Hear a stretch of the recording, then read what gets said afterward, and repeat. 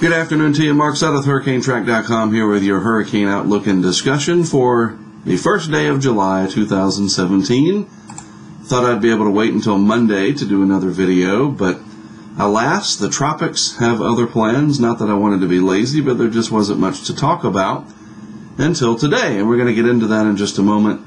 But first, I wanted to show you what the first 10 days of July typically looks like from the points of origin. This is where we would look in the past to help us understand where we might look for future events.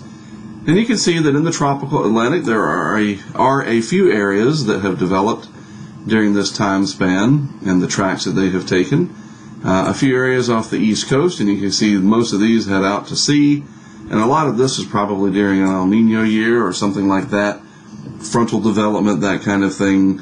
Energy moves off the east coast. However, a couple of these might be, I think Arthur would have to be in there in 2014. It developed and then moved on up into eastern North Carolina, eventually affecting folks in the Canadian Maritimes. No such action this year. In fact, that was July 4th, 2014. And you see in the Gulf of Mexico a few areas of development. And part of the Atlantic development, there's a small cluster here, but fairly, dense enough, right, for the first 10 days of July that this, warrants a little bit of attention. Basically July, you start to look all the way out towards the coast of Africa.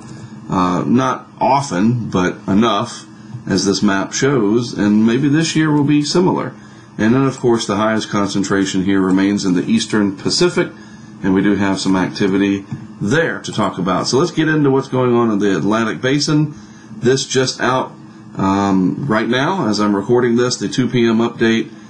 We do have a tropical wave 450 miles southwest of the Cabo Verde Islands, what I used to refer to as the Cape Verde Islands, and it's in an area where environmental conditions are expected to be conducive for development. 10% in the short term, 40% over the next 5 days. If we look at that in the cone format or the development potential area, whatever you want to call it, you get the idea. It heads off to the west-northwest overall, and hopefully we'll stay away from our friends here in the islands. It'll certainly be worth watching, and we'll delve more into that in just a moment. In the eastern Pacific, an area is trying to develop this 20% over the next 5 days, well off the coast of Mexico. Even if it tries to develop, and the 5-day forecast for this is fairly low at 20%, so this may not end up doing much, but there it is nonetheless. So let's get into what's going on in the Atlantic Basin from the visible satellite perspective this afternoon. First of all, another vigorous tropical wave heading towards the Lesser Antilles here. So you folks in the Windward Islands, anywhere from certainly Barbados, which is right out in front here, and then west-northwest from there, St. Lucia, down to Trinidad and Tobago, south of St. Lucia, obviously, off the coast of South America here. You guys are going to get another tropical wave passage. This has just been, one after the other. I know it's typical, but they're flaring up like right before they get there. And so, once again, tonight through Sunday, an increase in squally weather and probably some pretty good lightning in some of these storms. So be careful out there, you boaters. Beware. Spread the word. And tropical wave headed your way, not developing into a storm or anything, but that's besides the point. When you get these pieces of energy coming like that, that's fairly sizable, you need to be aware of it. And then we have another system moving into Central America over here. It's just very active with one after the other. And then this is the one we're going to be watching, generally speaking, in this area over the next few days, and we'll be able to look at it a little better on some other tools here in just a moment. First of all, the wider perspective showing, again, the tropical wave approaching the Lesser Antilles, and then the one 450 miles or so southwest of the islands, and then more energy coming off Africa, more energy over Africa. Man, it's just July 1st. Imagine what it's going to be like in August and September. One of the lids on development would be the Saharan Air Layer, the SAL, and it's pretty prevalent here, but the southern extent of it only reaches down to about 15 degrees latitude, maybe 14 or something like that. and this is the tropical wave that we're watching. You can tell that it does have a little bit of an S shape to it already overall, and this one coming off of Africa does. What does that mean? Well, it's just indicating that counterclockwise flow. So if we drew arrows on these with yellow, the wind is coming like this and then this way, and it's converging right here. See the same thing here. The air is coming from all around and trying to converge around a central point. And so when they have these S shapes to them, it shows people like me who watch this stuff pretty closely that we may have something to talk about. And if we add to the fact that the water temperatures out this way out in the eastern Atlantic, are above normal by almost a degree Celsius, wow, it definitely raises your eyebrows a little bit. Looking at the upper level winds off the coast of Africa, extending out several hundred miles, deep easterly flow, everything's really light out here, so no shear to speak of in the eastern Atlantic.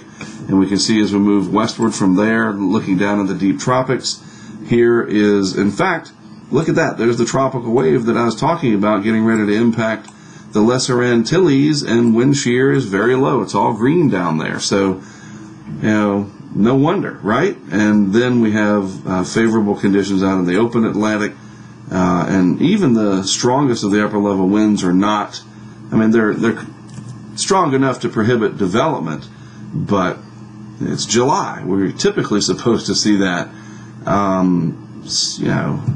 It's just amazing that we're talking about yet another system already.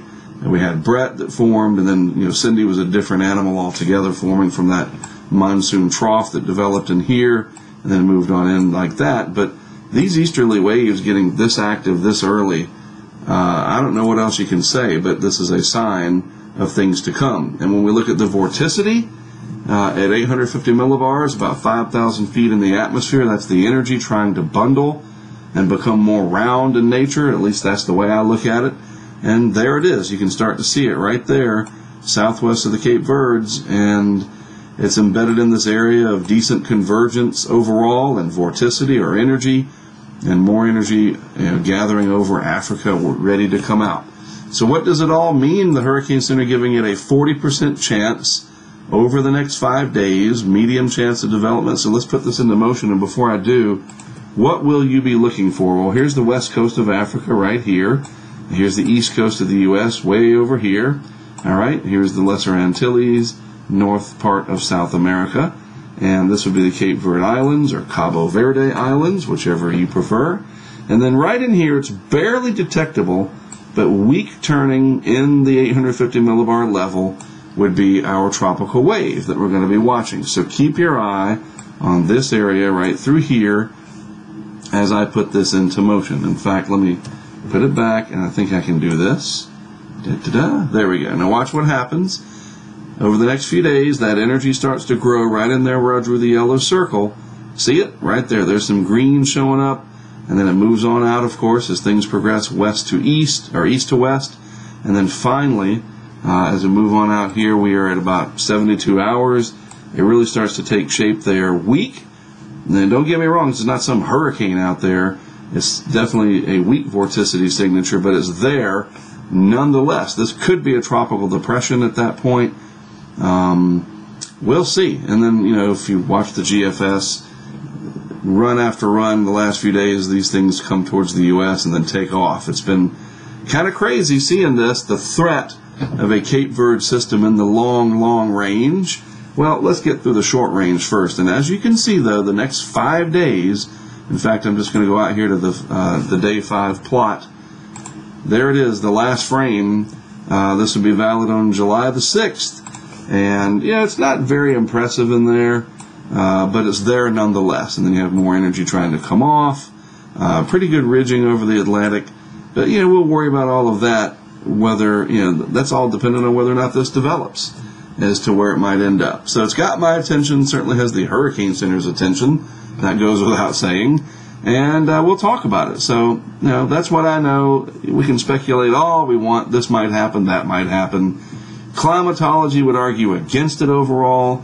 And even if it develops and then fizzles out, it's expected in July. If it was September and it was doing that, that would be a sign that the season is hostile.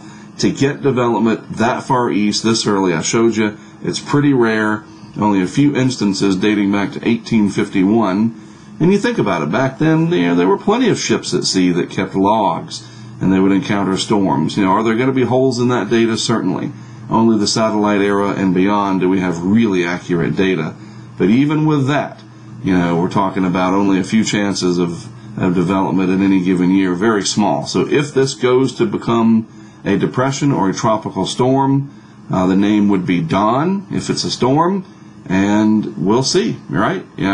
Definitely going to be interesting, especially considering that Dr. Phil Klotzbach's update from Colorado State University to the hurricane season forecast is going to come out on the 5th, on Wednesday.